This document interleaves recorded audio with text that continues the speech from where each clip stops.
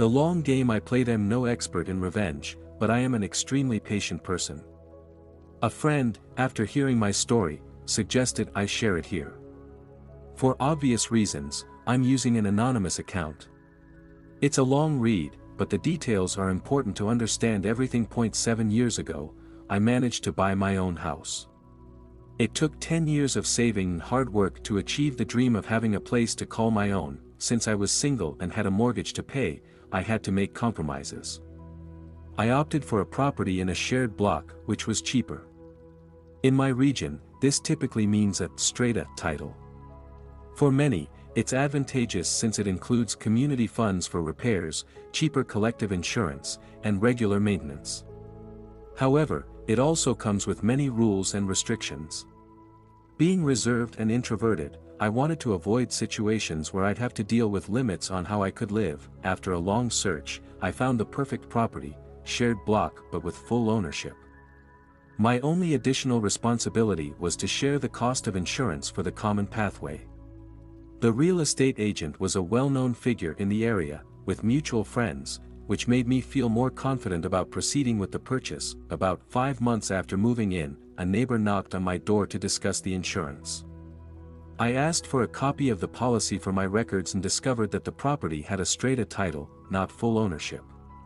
Confused, I consulted my lawyer, who was equally shocked. He reviewed everything and confirmed the mistake that I arranged a meeting with the real estate agent. I presented emails, advertisements, and communications that clearly proved the sale was for full ownership. However, he denied any fault or responsibility.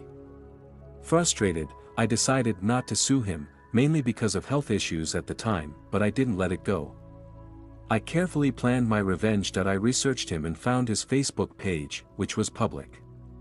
There, I saw photos of a recent trip titled Boys on Tour. I also located his commercial address. Then, on the anniversary of the house sale, for 6 consecutive years, I sent flowers accompanied by a note. "Dear real estate agent, thinking of you on our special day, she has your eyes, love, L."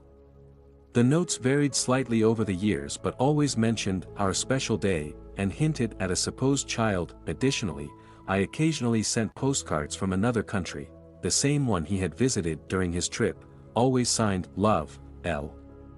Recently, I found out that he got divorced, lost his house, and quit working as a real estate agent. The story I heard went like this: every year, on the same day, he would receive mysterious flowers and gifts.